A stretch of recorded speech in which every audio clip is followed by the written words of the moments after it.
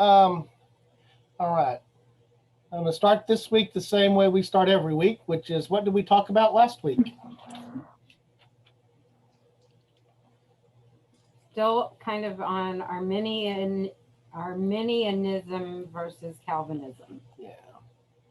I think we got pretty much to the end of that, which was the goal of last week. We learned about, apparently, if you're going to talk about soteriology, which is the fancy theological word for salvation and the order of salvation, you have to make an acronym that is a flower.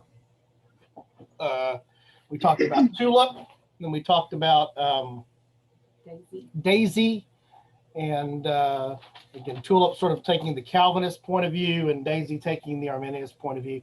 Are there any lingering, there's no such thing as not having lingering questions about this, but are there any major questions about this before we sort of move on and adapt that into what we're doing?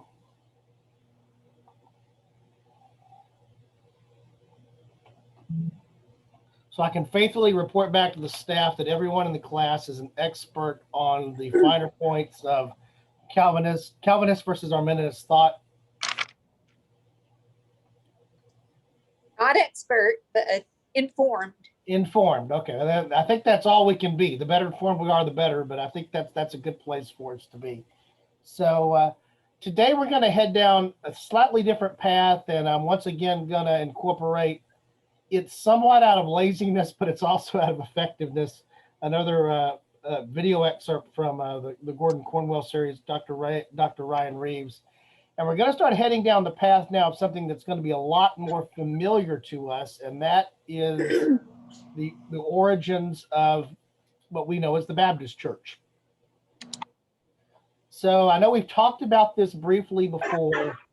Who is familiar with a little pamphlet / booklet called Trail of Blood?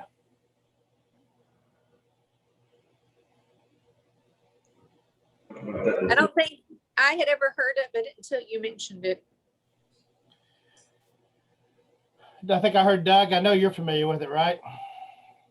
I don't think No, Doug's not there, but that's right. It is probably rose to prominence in the early part of the 20th century. I forget what year it was actually published. I want 1930 something, if I remember correctly. But basically, it argues the case that Baptists do not derive and are not from the Protestant flow of things. That Baptists are not Protestants. So does that mean that it thinks that Baptists are Catholics? No. Most definitely not. And so does anybody know from the conversation that we've had so far, maybe of having heard about it, and maybe it's not fair if you haven't, what the argument of Trail of Blood is? Good time. Yeah, you did. Huh?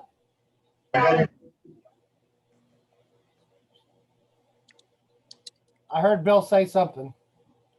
I said I got here just in time. My father-in-law used to always say, "We're not protesting."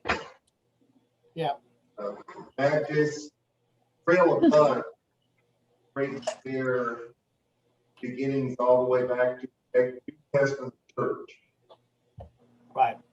The argument that's made there is there's a line. It's sort of convoluted, and it may be difficult to argue that it's not unbroken. It's continuous, but it's not the same group of people. But they make the author of that, it was actually a lecture series that got converted into a book.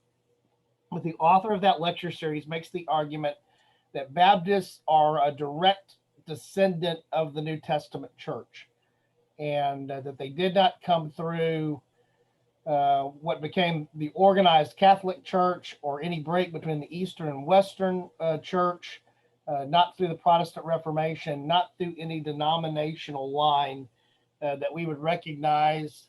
I'm going to pull it back up here, that we would recognize on this, get all of the animations in place, that we recognize on this chart that we used at one point in the past, and we will continue to use where we looked forward. They would argue that Baptists totally go around this chart. So that is a position, and we're going to see a little bit about where that comes from today when we watch the video with Dr. Reeves. I need to tell you, full disclosure, I do not hold to that position, but I will try probably next week to go through that position in enough detail that at least you'll be familiar with it, and then you can judge for yourself. There's plenty of online resources that'll be happy to tell you that that everything you read about Baptist history, if it's not out of that book or it's not out of something of a similar ilk, is wrong. They've got it wrong. They'll be happy to tell you that. And so, we'll cover that. Today, we're going to look at a slightly different approach to that and get into it from another perspective. And it'll be the perspective that helps us understand, if you can, the highlighter here. Spotlight. There's my spotlight. So we took the branch out 1054 way back in the study. The Eastern and Western Church split. The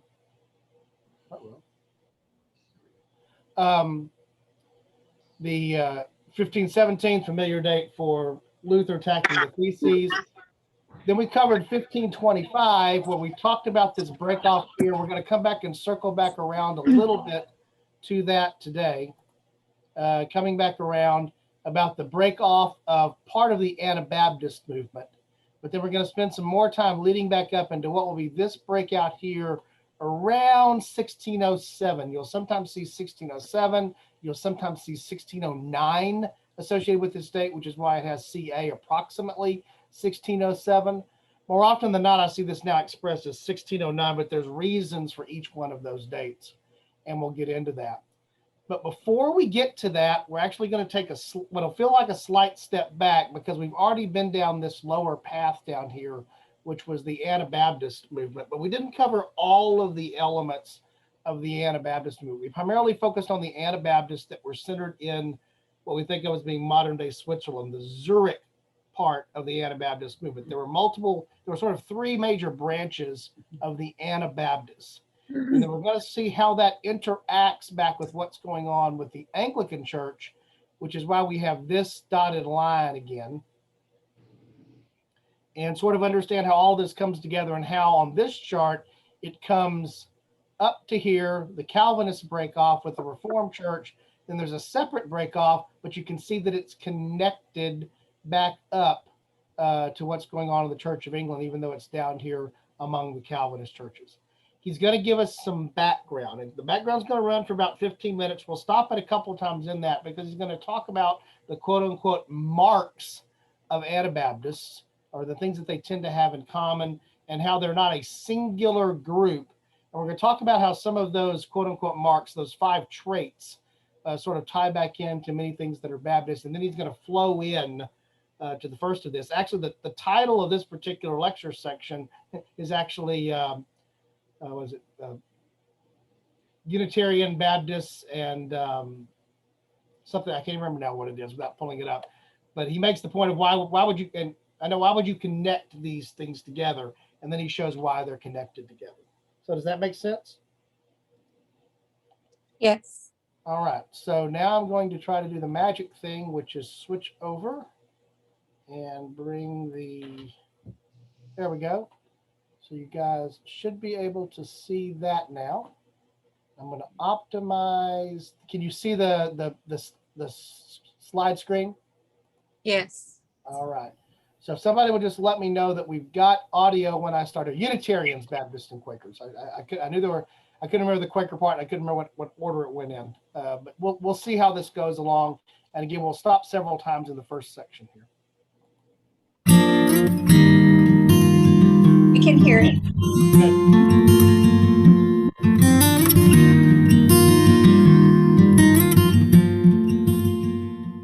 In this lecture, we're looking at Unitarianism, Baptists, and Quakers. And if there's any title in this series for church history that's going to cause something of a head scratcher, it might be this one. How do all three of these things hang together?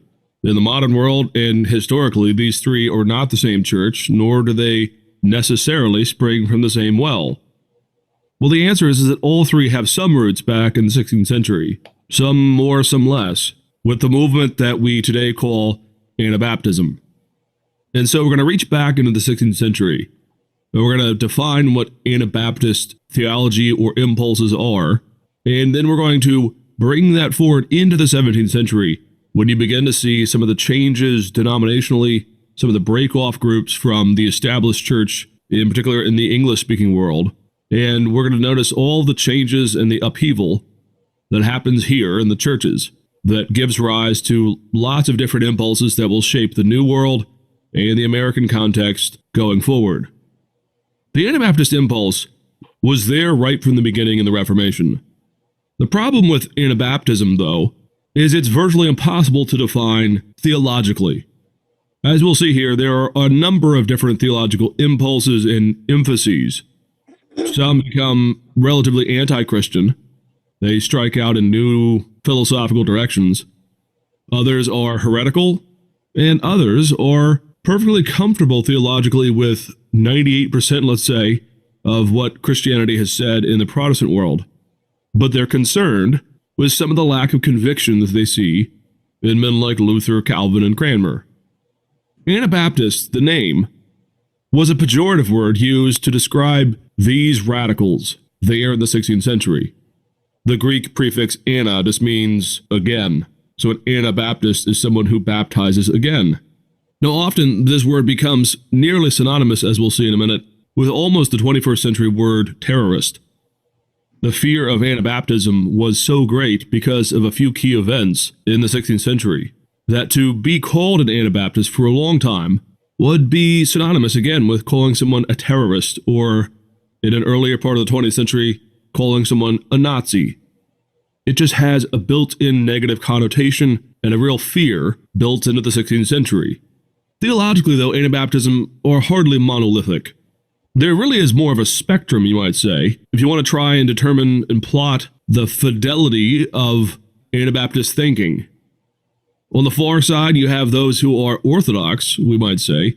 They're orthodox on the Trinity, orthodox on Christology, on the cross, on the gospel. They just differ with how the gospel is supposed to be lived out in this life. On the other end of the spectrum, though, you have those who eventually say that Protestantism, or Anabaptist theology, if they adopt that name, means that we essentially need to throw everything out and start over. We need to refound the Christian faith on either new principles, maybe rationalism, maybe emotionalism, maybe apocalyptic visions, but we need to start over. Well, if that's the problem theologically, again, we just have to make sure that we understand here, all these groups and all these movements that we're going to look at are going to be different theologically. They are, however, going to share a number of marks that they almost always affirm together.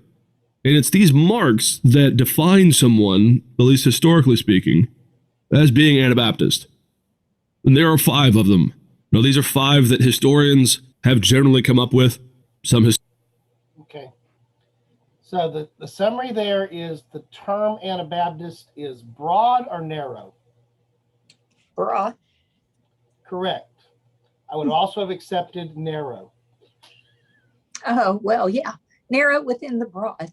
Yeah, because it's both. It's used, as you saw there, that was a pretty wide spectrum there, you know, from being basically orthodox with some small changes to being very radical. So it's a term that gets used broadly, even though it has some more narrow meanings when you're talking about particular groups. It's also important to note that the source here, ana means again, or so it's to baptize again. Baptize again, why? What baptism are they talking about needs to be redone? Infant baptism. They disagree with infant baptism. Right. So we talked about the difference between what's called credo baptism, what we generally refer to in English as believer's baptism, versus infant baptism, that form of baptism. So if you remember, do you remember when we talked about the group in Zurich that broke away?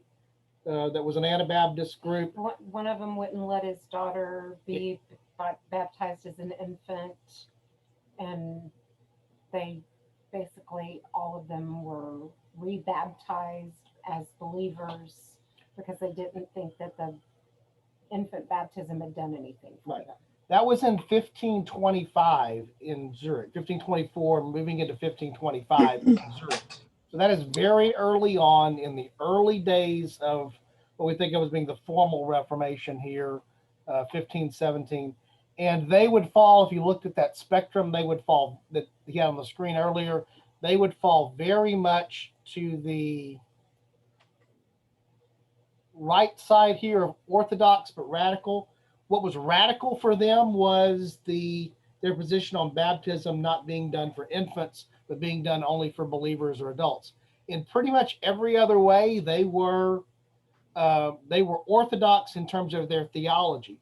Do you remember the other key thing about that group, though, with respect to how they were different then? Remember, the city council and the church council were essentially the same thing there in Zurich. They also were very much of a bit of breaking apart church and state. And so they, in that sense, they had a little bit of radical to them in the political sense, but not in the theological sense. Does that make sense? Yeah. So again, he's going to go through these 5 marks or sort of distinctives, if you will, of broad Anabaptist thought. And then we're going to come back and see how parts of those get incorporated into some things that we will recognize. Any questions about that? And there are 5 of them. Now, these are 5 that historians have generally come up with. Some historians have 3, some historians have 6 or 7. This is really just kind of a made-up list here, so there is no confessional standard of Anabaptism that has these 5 marks. But as we look around the spectrum, over 150 years, and across all of Europe, you tend to see things like the following. First of all, Primitivism. Primitivism is the idea that the church, essentially right off the bat, after the Apostolic Age, went downhill and corrupted itself. In other words, Anabaptists tend to be relatively negative about the subject of church history. They think things like tradition, practice, patristic witness, medieval, Reformation, whatever, are themselves suspect.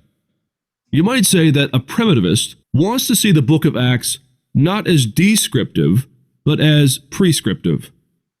What do I mean? Well, in the book of Acts, of course, you see all kinds of things that the church does not necessarily always believe have to be reenacted in every church ever since. Take the selling of all goods and holding things in common, a kind of communal living. Well, the church has said that is descriptive of what the first century church was doing, but there are no commands to do this going forward. The church, therefore, does not have to do this. They certainly can if they wish, but it's not prescriptive in that sense. Well, Anabaptists will say you're playing selective favorites with certain passages. Does his description there about prescriptive versus descriptive make sense? So tell me again what he said. They want to see the book of Acts as descriptive or prescriptive? As prescriptive. Prescriptive, okay. So descriptive means that the book of Acts Just describes what happened in the early church. Right. Prescriptive means that in addition to describing, it's also telling us exactly how the church should be, describing for us. And so I think he hits upon one of the better examples there, Ananias and Sapphira, because it said the early church, they were selling things, and essentially they were bringing things in common. And of course, that was what happened with the incident with Ananias and Sapphira, is they sold property and claimed they brought the full price and didn't bring the full price. So the argument by somebody who said that that is prescriptive would be what? That what should we all be doing today? Selling our goods. Yeah, and bringing them for the common good. Do we do that? Not in that way. Not in that way. You know, we contribute through our tithes and our offerings. There's other things that we do. We cooperate with other believers in other ways, but we don't live in what you would describe as any form of communal fashion. Now, over history, have there been groups that have done that? Sure. Yeah. We were in Waco this weekend. And so one of the things that we did was we took a little drive out east of Waco to the site where in modern times here recently, a particular event happened where there was a group that was doing exactly that. They were living communally. They were living communally. Anybody So know what group I'm talking about?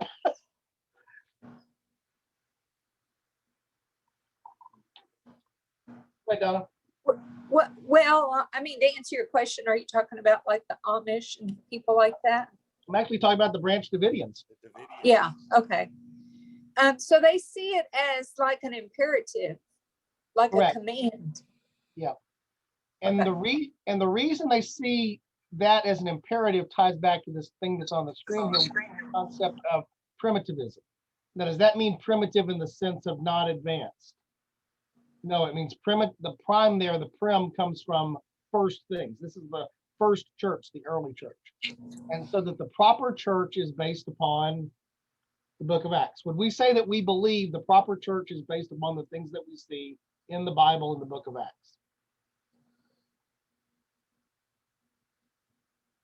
Say that again.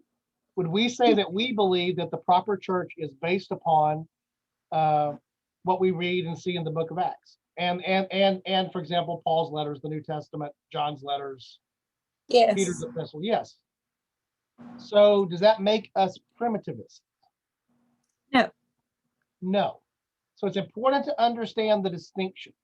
We are not saying that to not be primitivist means that you discard the New Testament, particularly the book of Acts and what was going on in the early church, Paul's letters, up and down into the book of Revelation.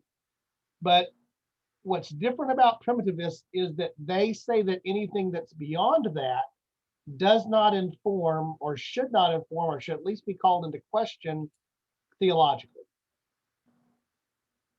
So, for example, we spent some time looking at the early church councils. Remember way back when we did that? What were some of the things they were dealing with in the early church councils?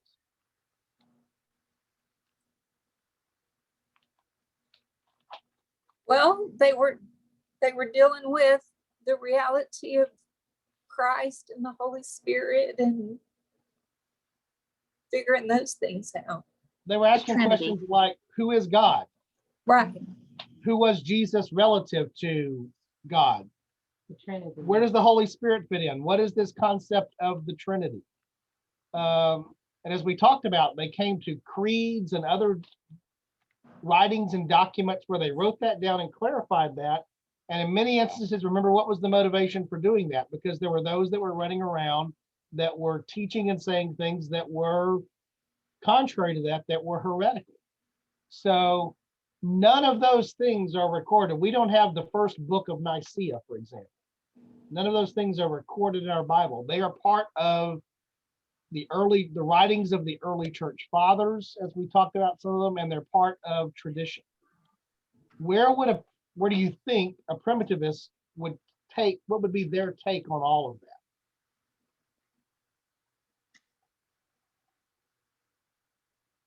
If it wasn't an Acts, then we don't follow it. Correct.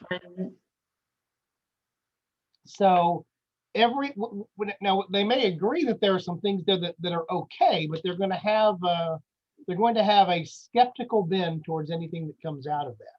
And their argument for that would be, which is actually a logical argument that we can agree to, is who called those councils? Men. Flawed men. Men. And so that you have the chance for flawed men Error. to bring error into what's going on there. Now, I think it's pretty well established from the study that we did and how we approached this.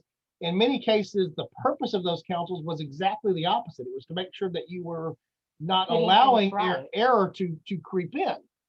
But men were involved in these things. We talked about, I forget which council it was now. Was it Nicaea or was it the second one, Constantinople? Nicaea, when St. Nicholas ends up, throwing a punch because they were debating, the principle of Arianism that we had talked about before. So without stretching this point too far, primitivists do take the point of view that Sherry said it well. If it ain't in my New Testament, I call it into question. Think back to what I said about Trail of Blood. What is the argument in Trail of Blood? That the Baptists always followed the New Testament and didn't go through all the stuff that everybody else went through. Right, that's the concept of the title. There's this trail that goes around, sort of that chart that we were looking at that carries forward and ties all the way back to, on every version of that chart. I'll show one next week. It's actually interesting to see there's plenty of versions of that chart. Every version of those charts, you know what it actually ties back to on the far left? Acts, the Church of Antioch. No, it's got Jesus there. And again, I should have said Jesus. That's the Sunday school answer. And again, I'm not belittling that point of view or that approach, except to say that it very much ties into what he's talking about here in terms of a primitivist view of theology.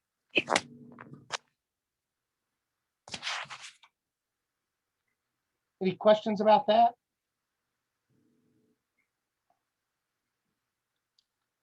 As modern Baptists, what do we say about our theology? What's it based on?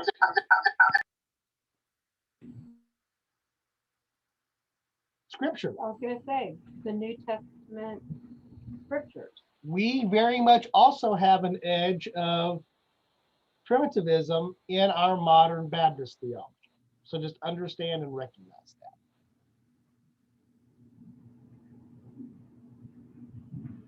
Is doing by separating a doctrine in this way and discussing it assured in that reality.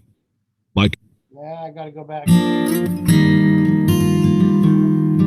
Yeah, I hit the wrong thing, so now I gotta jump back in here really quick. Because I gotta come here, which means I gotta come here. Means I have to come. Where do I have to come here? I have to come.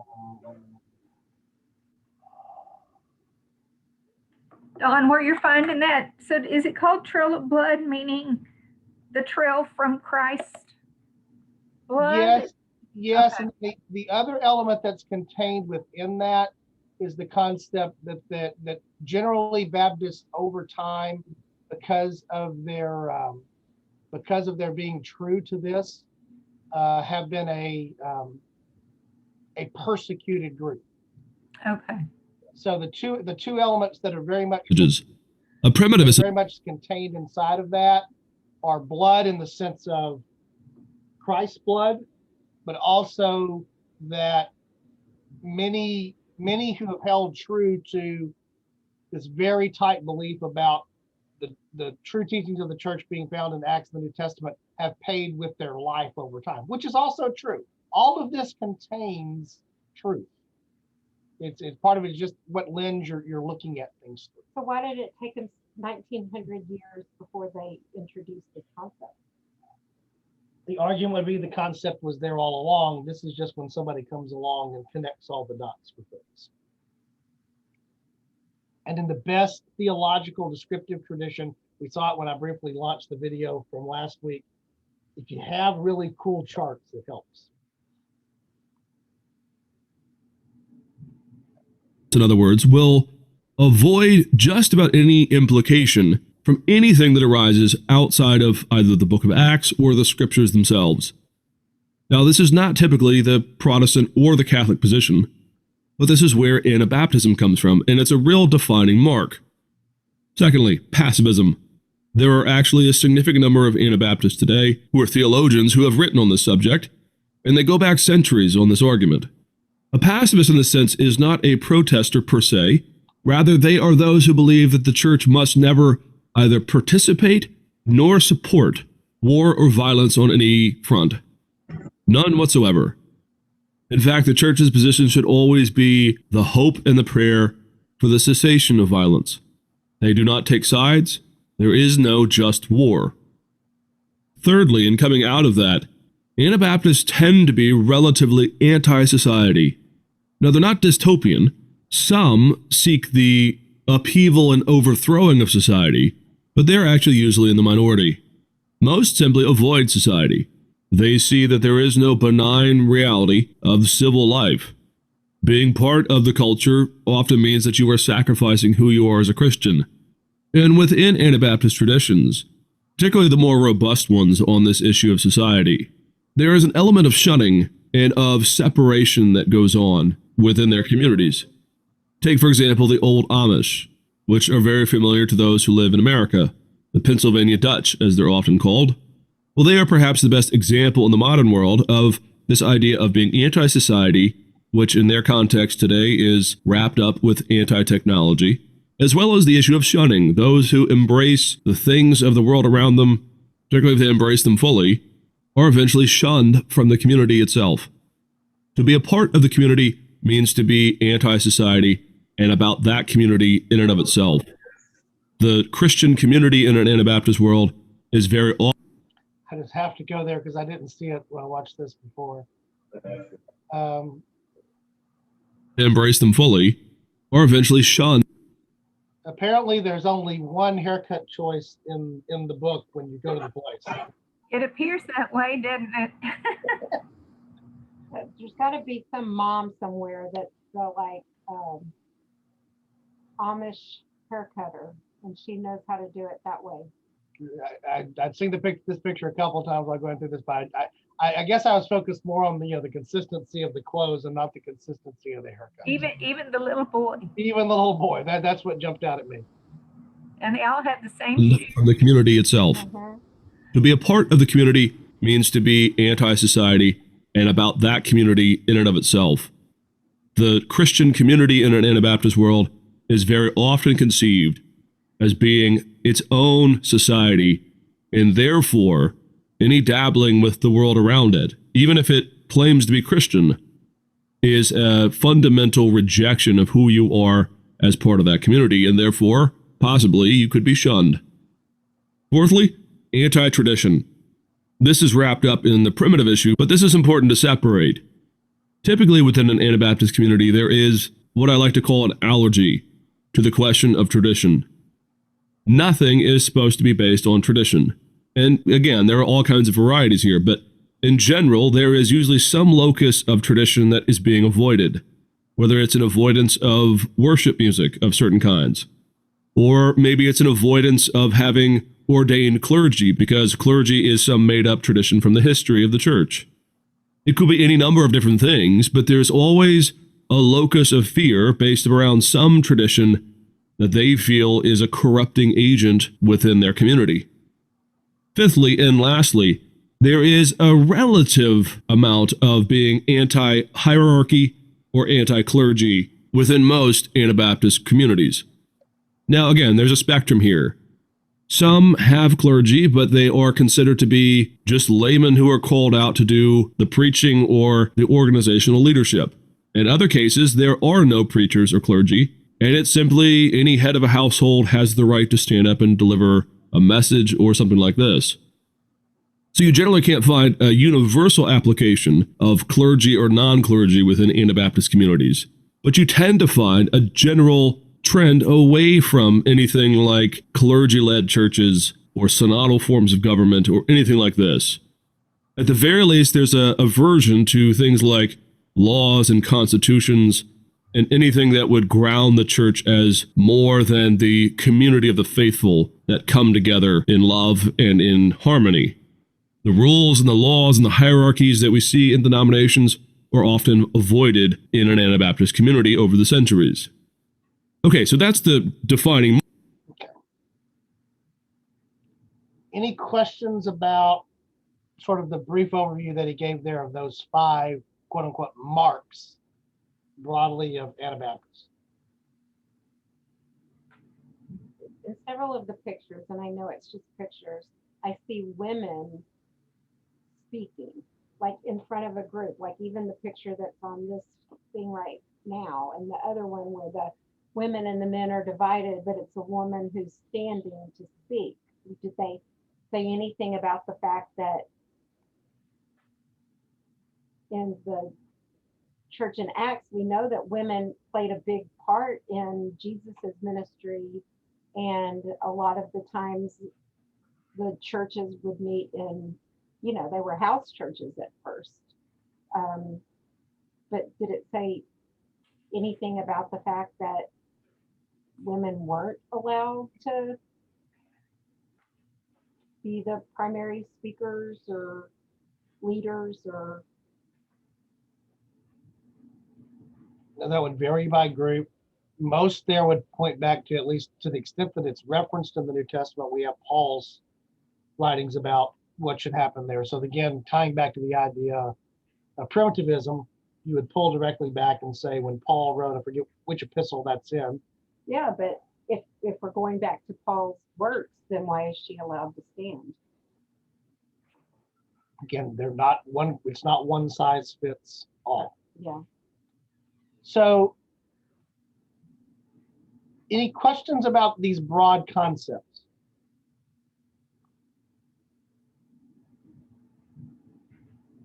So now here's an application question. How many of these do you see that sort of are in some ways, maybe not fully, not to the extreme? I'm not talking, there's a range here.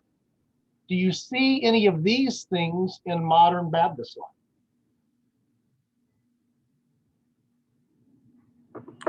Well- Hierarchy. Go ahead, Doug. The anti-hierarchy. No doubt, right? Anti what? Anti-hierarchy. Anti-organization. Oh. And in a lot of Baptist churches, maybe now, but in the past, I know they were against things like dancing and going to movies and things like that. So falling in that sort of anti-society, being separate from the society. Yeah. Well, and a major, very popular criticism of the modern church is too social, too much like society, like the secular society. Right. I hear primitivism and that quite a bit. The pacifism one, it struck me as very interesting because I'm reading a book now about the church religion in connection with the American Revolution. And many Baptist churches were pacifists in the 18th century in America. Right. I think it's more true that modern Baptists probably don't fall as much into having this as a distinctive, one of the distinctive marks. And again, I'm not suggesting, and again, one of the things I want to be clear on is the similarity in the name, Anabaptists and Baptists. Baptists do not directly derive out of Anabaptists. But the point of this whole thing being there is influence of Anabaptist thought that does lead to what we know as being modern Baptist theology, or the evolution of Baptist theology really beginning in the early 17th century, that 1607, 1609. And then, of course, anti-tradition. That was a big part of the Reformation in general, was focusing back on scripture versus tradition in the church. We spent a lot of time talking about that. So you see these concepts in various ways that are weaved through the early Reformation, no doubt, but you also see them continuing to being weaved through many of the things that we're addressing now and moving forward. Any more questions or thoughts about any of just the sort of these 5 points?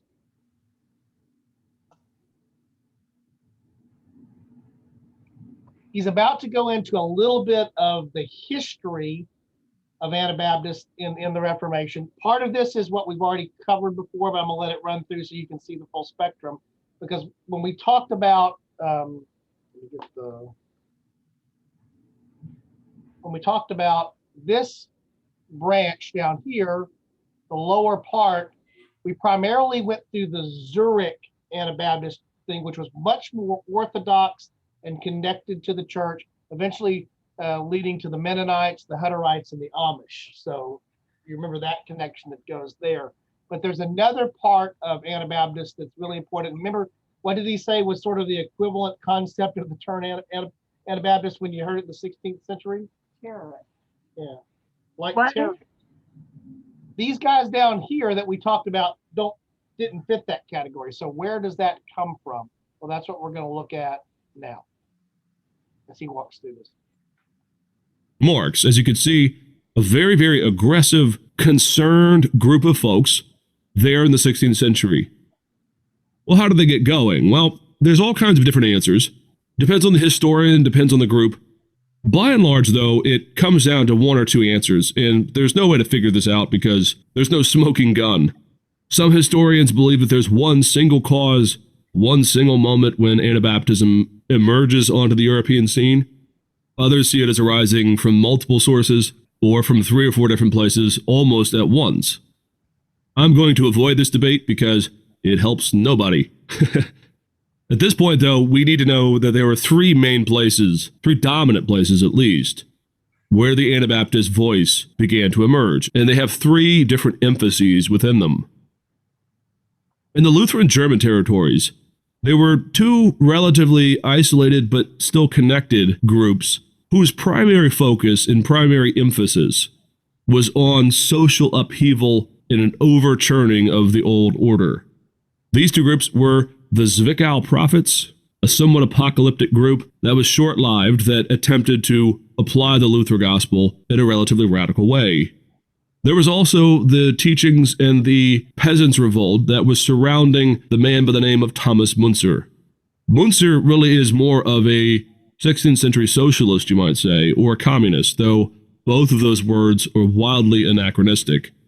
Still, Marxist historians and scholars have always looked back on Müntzer as one of their own. Muntzer's ideas do somewhat parallel what we would later call Marxism.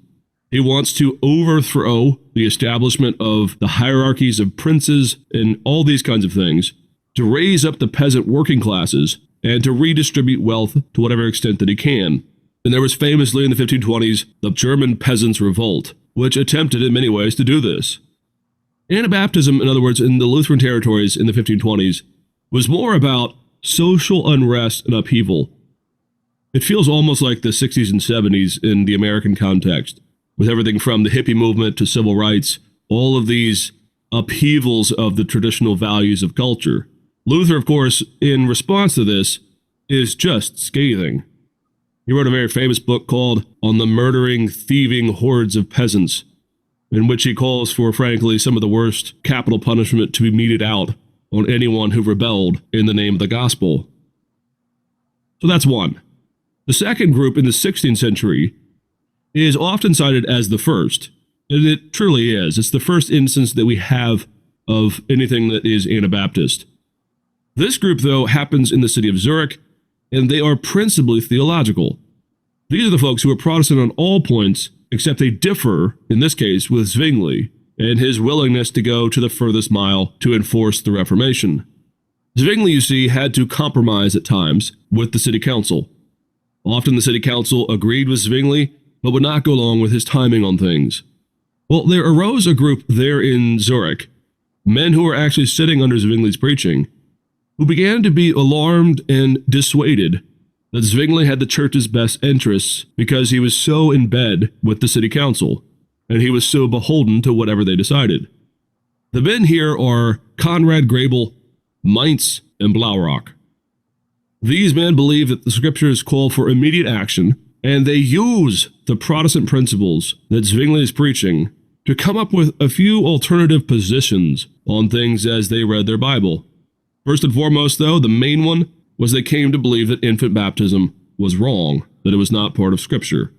And so the first dated believer's baptism that we have on the books from this period is on January 21st, 1525, when Grebel baptized Blaurock in the home of Mainz, there in Zurich. Again, though, this is more theological. This is not an attempt to change the categories, to throw out doctrine. Rather, it's an attempt to radicalize, and it is uncomfortable with collaborating on the church's activities with the state. Thirdly and lastly, in the 16th century, you have the Dutch Anabaptist movement, which... Before we get into this, because just want to draw the distinction between the first two, do you remember what he said about the German Anabaptist movement?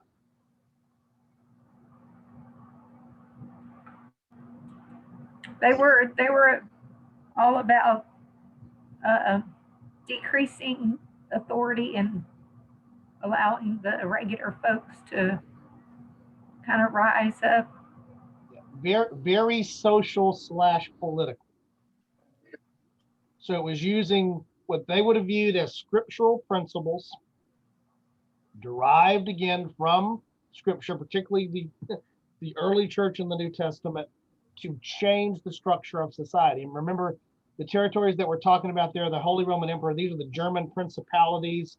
So these are the situations where you have these long established, coming out of feudal Europe, positions of nobility that are also closely tied, their authority is closely tied with what? Closely tied with the church. This is still very early on. And so this Peasants Revolt, you saw the dates on that, 1524, 1525, happens within the first decade after Luther has posted the theses and things are beginning to happen. And you saw the title of Luther's. How do you think he felt? How do you think he really felt about it? I think he called them thieving hordes. So the irony there, just to put this in perspective and why that's important, was Luther challenging authority. Yes. Yes. What authority was Luther challenging? Church authority, Church authority. not the government. And in fact, what was he being backed by in his challenge against church authority?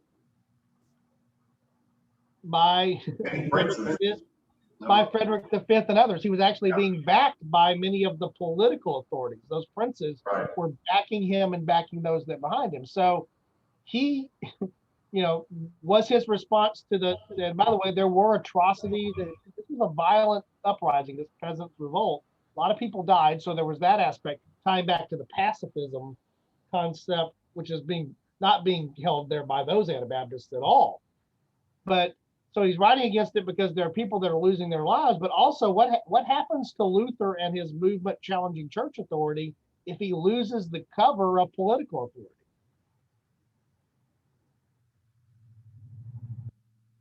It's not going to be good. And so that's going on there. We talked about the Zurich branch before. Remember the Goebbels? Remember they were not radical really in any way except one thing: the idea of what baptism ought to be.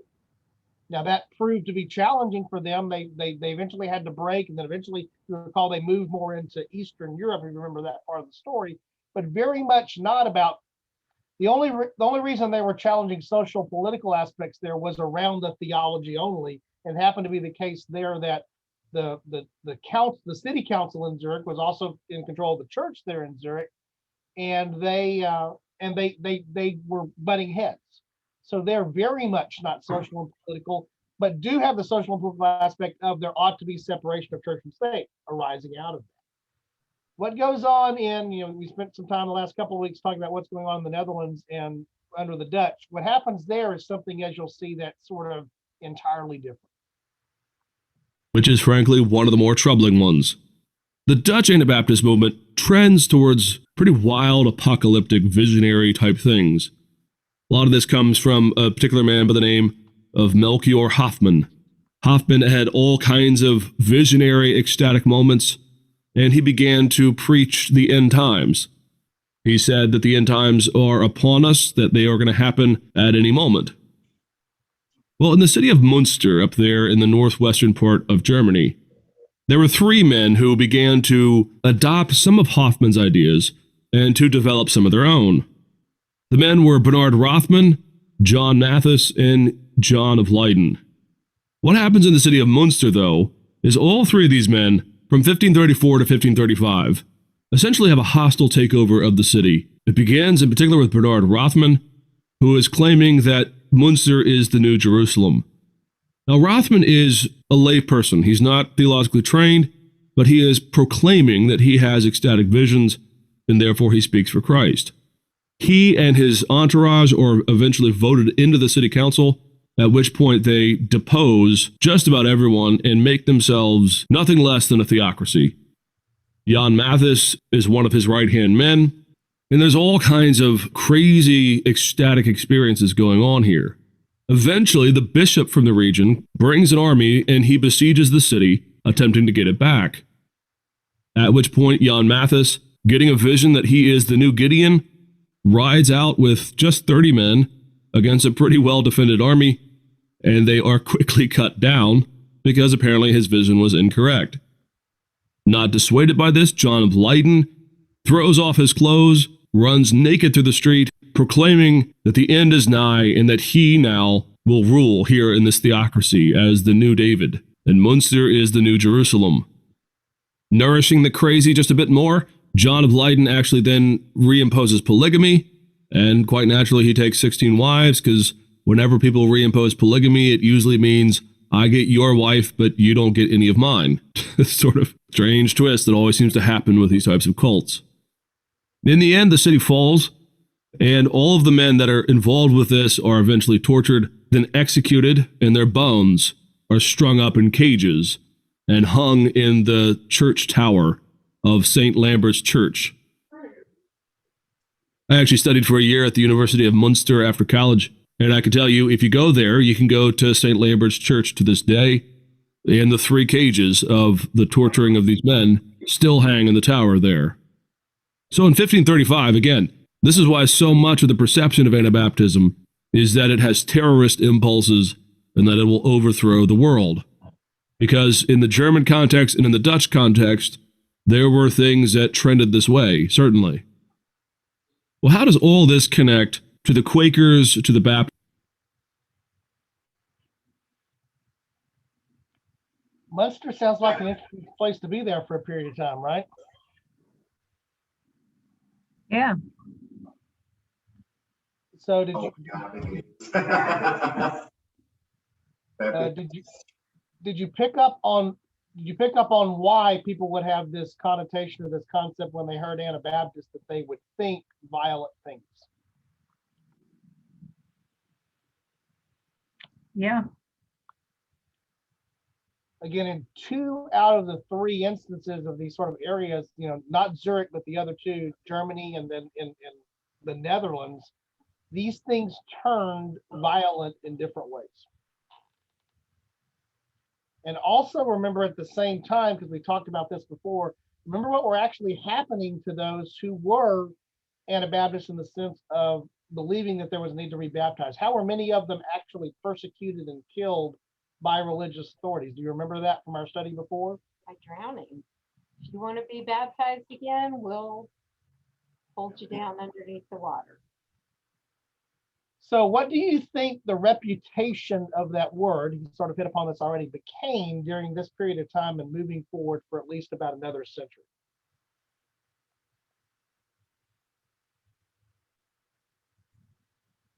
You didn't want to be associated with them. Right.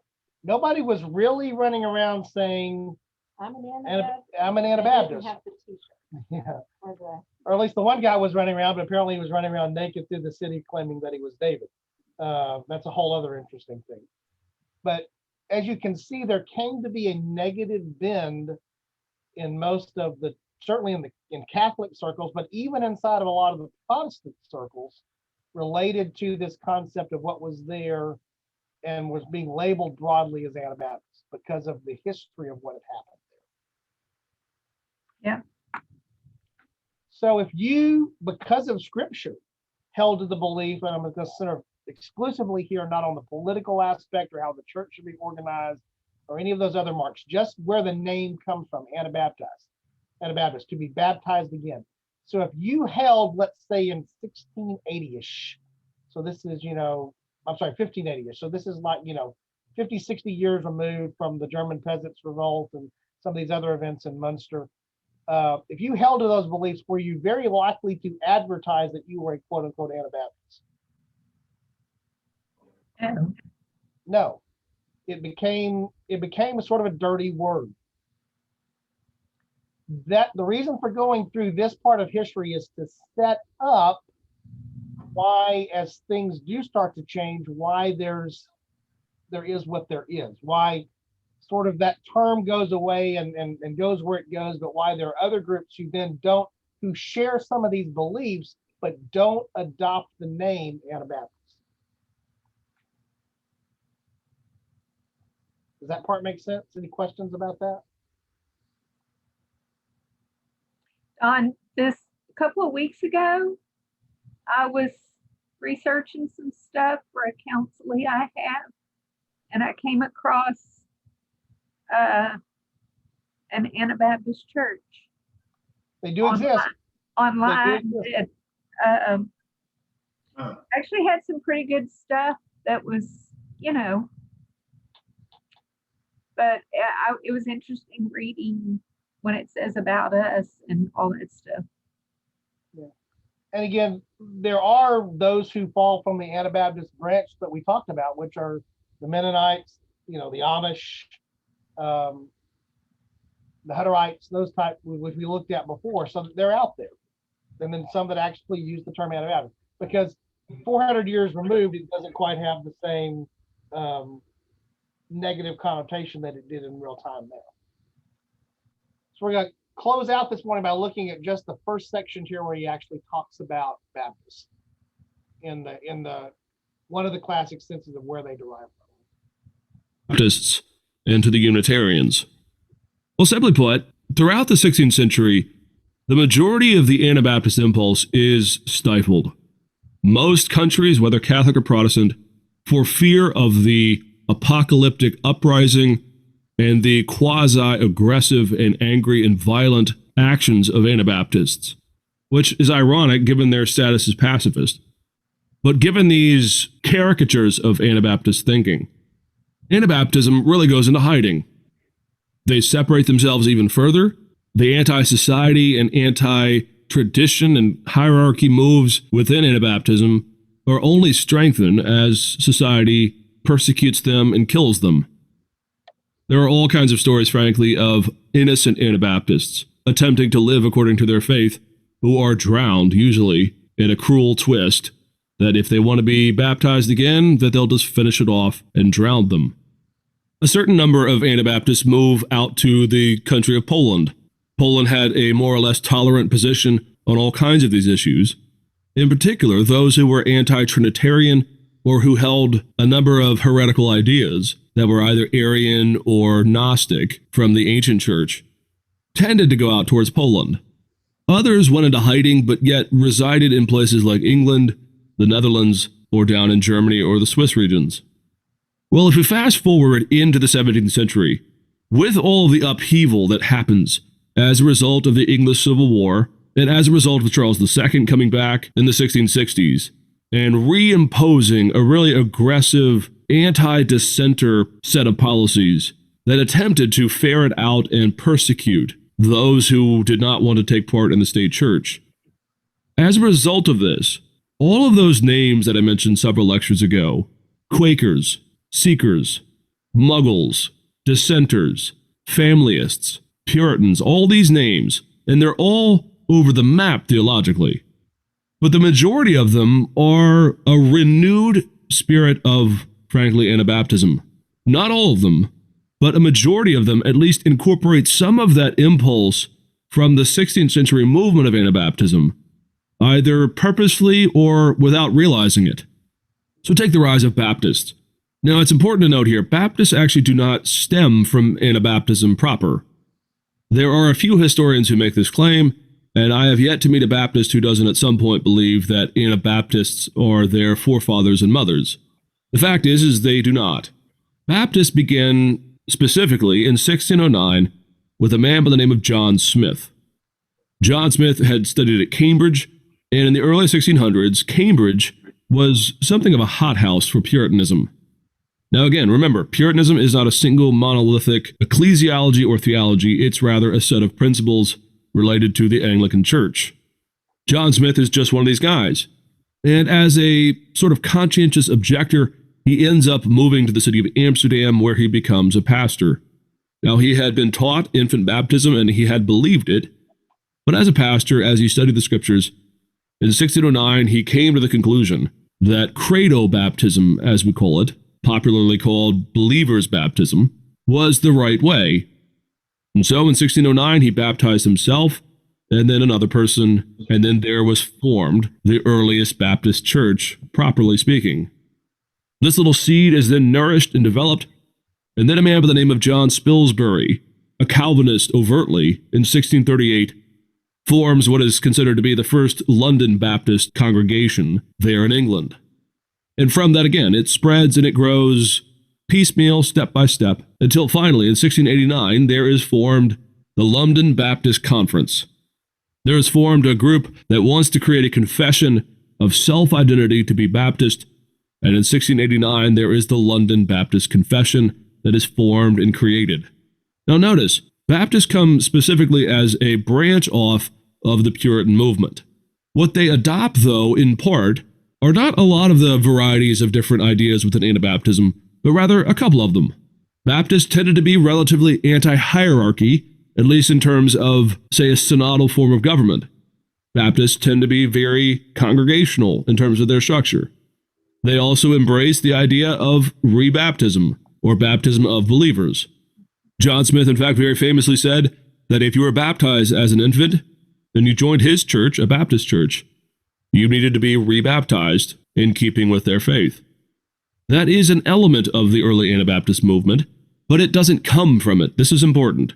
What is really happening here is, after the long memory of the terrorist movement, you might say, of early Anabaptism, and that is frankly very unfair, but what I mean here is the perception of Anabaptism. With the rise in the 17th century of so much upheaval, a lot of those impulses can now flourish and can populate in different groups and in different ways. So in the 16th century, say around 1550, anyone who proclaims the view that one has to be baptized as an adult or as a believer would immediately be marked as an Anabaptist and either thrown out of the city or something worse. Here now, though, in the 17th century, you see arise the tolerance, at least for a period of time, of some of these ideas as not being synonymous with apocalyptic, millenary upheaval and the overthrowing of the world. And so Baptist heritage is allowed to flourish in the 17th century in a way that it would not have been allowed to flourish in the 16th century. Another group, the Quakers. We're not going to go there just yet. Can you go back real quick? So would you agree that as modern Baptists, these are sort of marks and distinctives of Baptist theology? Yeah. Yeah. And as we've already talked about and sort of doing this more historical retrospective today, these flow out of, or they overlap, maybe a better way to describe it. The overlap parts of the Anabaptist marks and distinctives that he did the overview on. We talked about that when we talked about 5. These are 3 elements sort of pulled out of that. So in the anti-hierarchy thing, local Baptist church is autonomous. It participates with other churches, but we're part of the Southern Baptist Convention, but the Southern Baptist Convention does not tell us what to do. That's a cooperative relationship with other associations. So that's the anti-society? So that's the anti-hierarchy. Oh, okay. I was Who confused. who decides who the pastor of the local church is? Church. Right. We talked about some of the anti-society bins, No drinking. no dancing, no smoking, and not dating women that do that. All of that comes from there. So now going back, put this up here and pull this off. This is where this 1607 branch comes from, because what will become the Congregationalists, these are where many of those Puritans who were working in the 16th century prior to this time, after the English Reformation begins, more the political Reformation under Henry, the changes that come with the back and forth under Mary and Elizabeth and transitioning into James. This is very early on. This is James assuming the throne here shortly before this. Those Puritans who were breaking away, who were dissenters and separatists from the Anglican Church, most of them end up in this branch that you see right here that we would generally call the Congregationalist branch. What breaks off from that, influenced by a number of different things, are these groups that are Baptist. So would this area here be Puritan labeled? This area that I'm sort of, I don't know if you can see where I'm at circling there. I didn't turn on the spotlight. Let me do that. This area here, this is the influence of the Puritan breaking away from this is Calvinist thought, Reformed theology coming into the Anglican Church, which is still looking very Anglo-Catholic, to use that term that we described before, and it evolving out here. We didn't label it that, but then the break here is to the what remained from that being the more Congregationalist type of movements, and then the Baptist type of movement.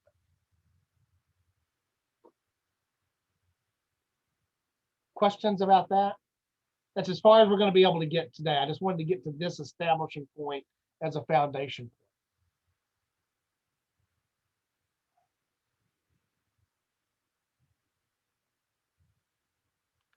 So where we will pick up next week is we will talk more about John Smyth, who we just saw introduced there, what was going on with that, and some of that early part of what's going on in the Baptist movement in England. Although it's interesting to note where John Smyth and his congregation first are, guess where? They're in the Netherlands. They've gone over to Amsterdam. They've left England because of what's going on with James's policies regarding the dissenters that flow out of Charles's policies before that, or will flow later. But then we also will talk about, because there's a lot of parallel stuff going on here, what's going on in North America, what's going on in the English colonies that are tied to this. And that brings us down to our heritage because of how things flow out of what's happening on this side of the Atlantic. So he goes from Amsterdam back to London after James is gone? He and his associates, no, not after James is gone, they go back. Actually, Smyth doesn't, if I remember correctly, I have to go back, refresh myself on this. Smyth doesn't go back, but one of his compatriots does go back and actually founds the first church there in London. That's why you get this 1607 and 1609 dates going back and forth. Is where do you want to actually cause the start of this? Where it happened over in Amsterdam, or when it comes back? The 1609 date is associated with the establishment of the first church there in the London area. No, that was 16. No, the one before that. The congregation was there in London back in 1609. So that's where we'll pick that back up sort of next week and then carry through. We'll see the evolution of the theological evolution of going down this Baptist path. And then the last thing that we have to sort of pick up, we'll have the variants that come off of this. It's coming back up to Wesley and Methodism breaking off of the Anglican Church, and how these things do interact with each other to some degree, but how they're also very different. Questions?